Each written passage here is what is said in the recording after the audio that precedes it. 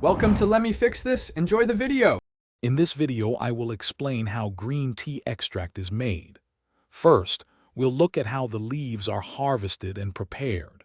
Then, we'll dive into the extraction process itself, where the beneficial compounds are separated.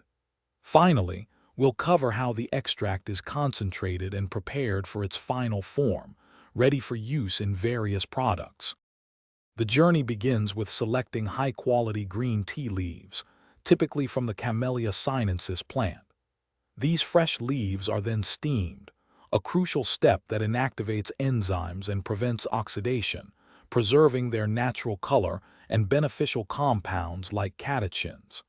After steaming, the leaves are dried to prepare them for the next stage of extraction. Once the leaves are prepared, the active compounds are extracted. This usually involves steeping the dried tea leaves in a solvent, such as hot water or ethanol. The solvent dissolves the beneficial components, like polyphenols and catechins, from the plant material. After a specific steeping time, the liquid, now containing the desired extract, is separated from the spent tea leaves.